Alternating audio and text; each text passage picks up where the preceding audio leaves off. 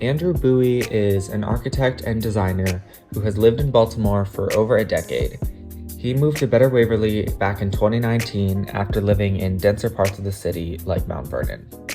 He is also a homeowner, a community garden member, and someone actively thinking about how architecture can either protect or exploit neighborhoods undergoing change.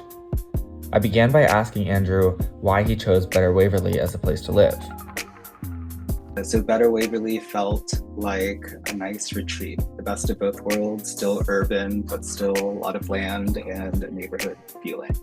Urban sociologist Sharon Zukin describes this desire as a search for authenticity, a longing for history, community, and texture without instability. For designers, this desire is particularly powerful. Neighborhoods like Better Waverly offer both architectural opportunity and ethical risk. That tension becomes clearest when we talk about renovation. So one of the reasons why I chose this neighborhood and when I started going to school at the same time to become an architect was because of the opportunity here. I saw that a lot of people were flipping these homes in a really terrible way. Yeah. The layouts are bad, they're not fixing the infrastructure. Like the whole neighborhood was a summer retreat. Like it was built as a summer retreat for people who lived in Baltimore. So this was the countryside.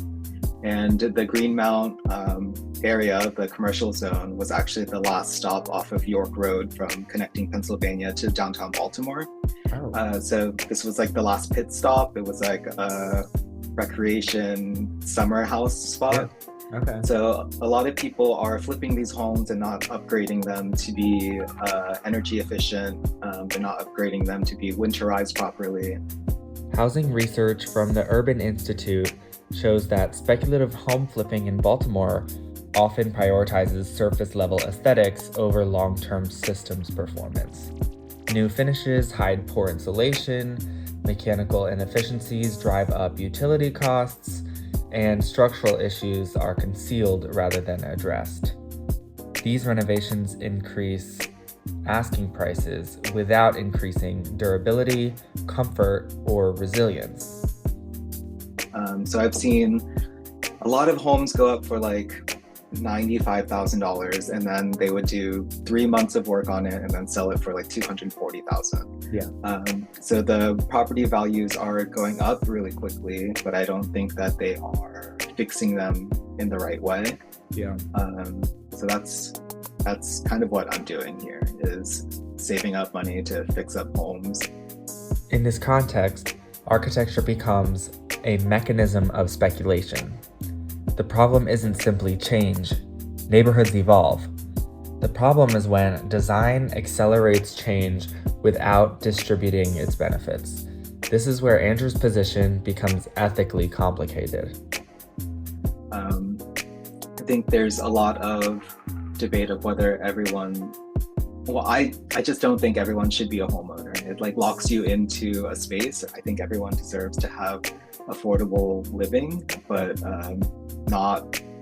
there's a lot of responsibility in owning a home. It's like not everyone's gonna be here for the rest of their lives. That's kind of an old model of living. So that's part of where I find myself in architecture, is trying to figure out the correct balance of creating affordable living, kind of finding my money in another spot so I don't have to gouge people. Like I'm not trying to make a living off of renting spaces. Yeah. I'm just trying to protect the area from people who are trying to flip homes.